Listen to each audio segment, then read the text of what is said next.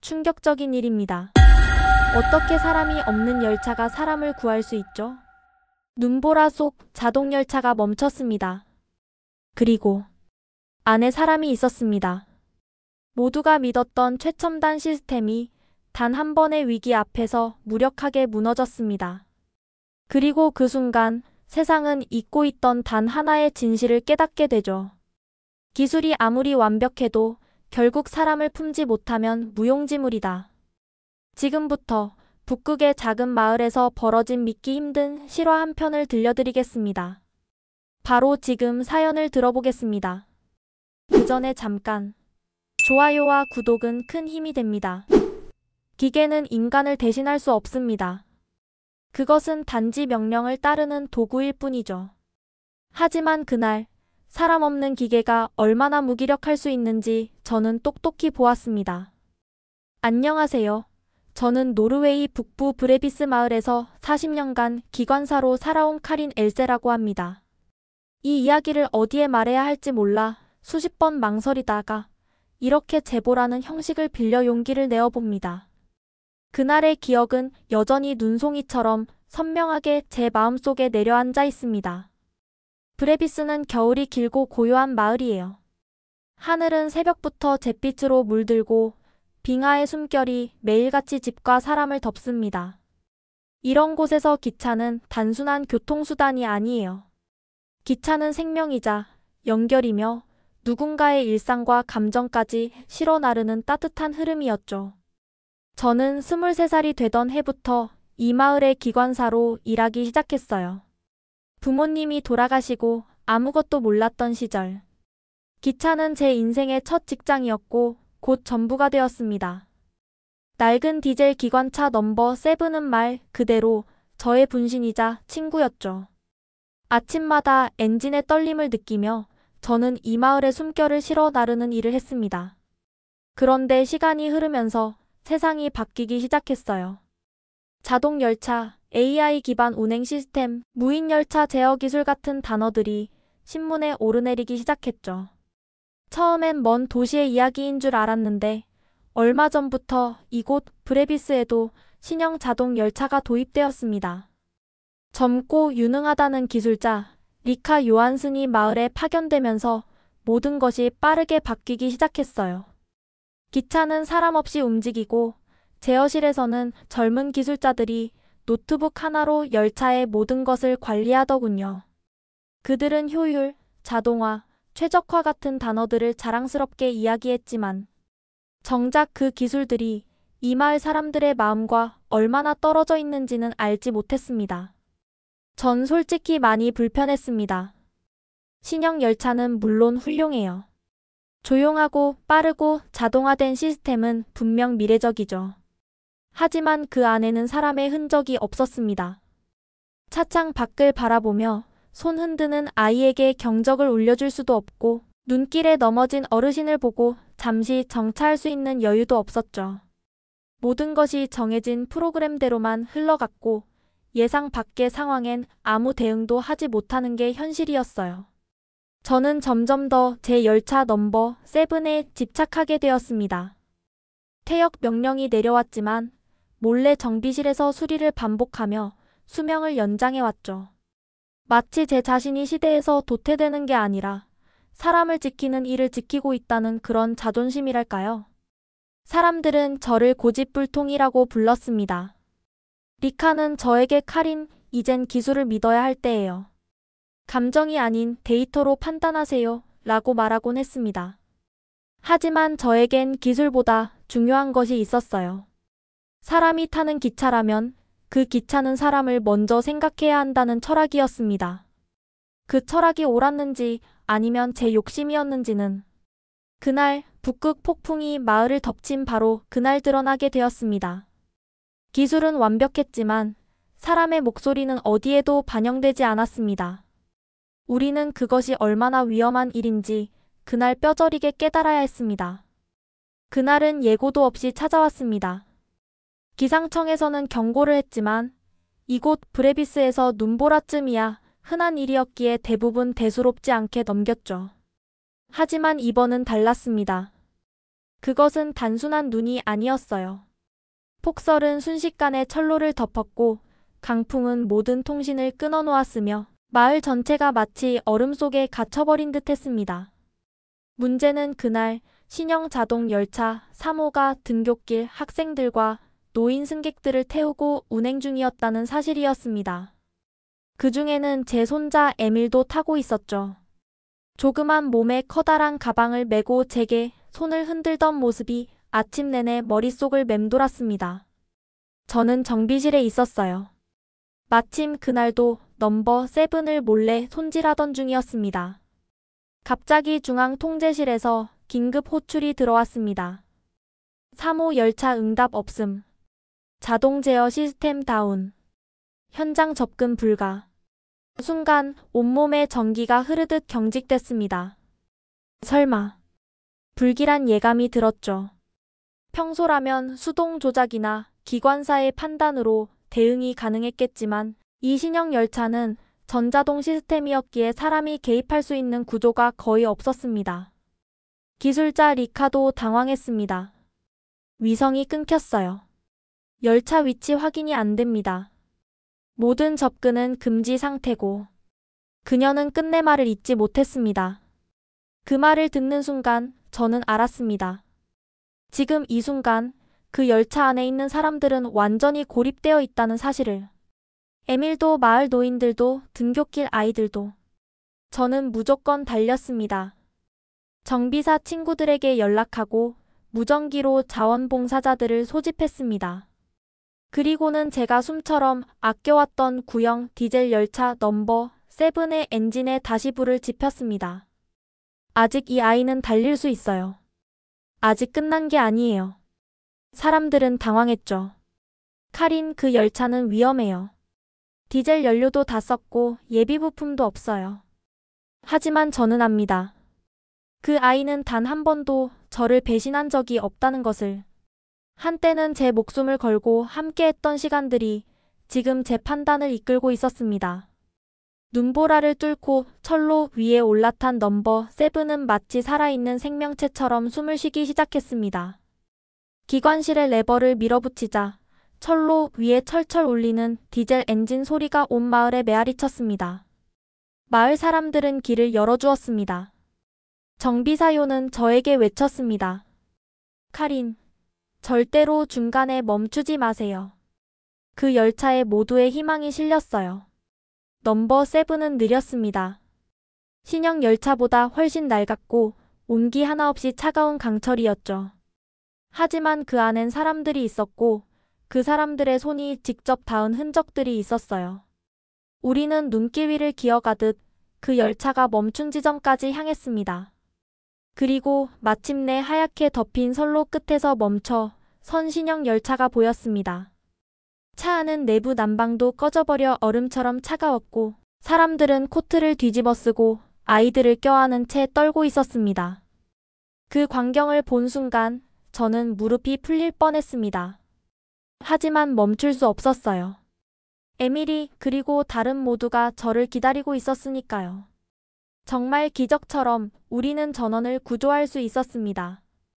의료팀과 마을 사람들이 도착하기까지 저희는 그 안에서 아이들을 감싸 안고 노인들 손을 녹이며 기다렸습니다. 그날 저녁 넘버 7은 다시 마을로 돌아왔습니다. 자랑스럽게, 그러나 묵묵히 자신이 할 일을 다한 철마처럼. 그날 이후로 저는 처음으로 무너졌습니다. 제 신념이 옳았다는 확신이 들기보다 어쩌면 제가 너무 오래 고집만 부려온 건 아닐까, 그런 후회도 밀려왔습니다. 하지만 마침내 저는 깨달았습니다. 기술의 문제는 성능이 아니라 사람이 설 자리를 어디에 두느냐는 철학의 문제라는 것을요. 그날 밤 마을은 마치 오래된 동화 속 한 장면처럼 조용했습니다. 눈은 여전히 내리고 있었고 하늘은 어두웠지만 넘버 7에서 내리는 사람들 얼굴 위에는 안도와 감사의 온기가 떠올라 있었습니다. 손자 에밀은 저를 껴안고 한참을 울었습니다. 할머니가 와줄 줄 알았어요. 기차 소리 들렸어요. 그 말을 들으며 저는 조용히 눈물을 삼켰습니다. 그리고 그 순간 저 자신에게 묻기 시작했어요. 과연 이 모든 게 저 혼자만의 고집이었을까? 다음 날 마을 회의가 열렸습니다. 시장인 욘 스베르드는 제게 말을 건넸습니다. 카린, 이번 구조 작전은 당신과 넘버 세븐 없이는 불가능했습니다. 하지만 우리 모두에게 질문이 남았습니다. 우리는 기술을 어떻게 받아들여야 할까요? 그 자리에 있던 기술자 리카는 말이 없었습니다. 그녀는 저와 눈을 마주치지 못했죠. 평소처럼 당당하고 논리적이던 그녀가 말없이 앉아있는 모습이 낯설게 느껴졌습니다. 그날 밤 리카가 정비실을 찾아왔습니다. 저 오늘 낮에 있었던 회의 죄송했어요. 아무 말도 못해서 너무 부끄럽고 또 미안했어요. 저는 말없이 그녀를 바라봤습니다.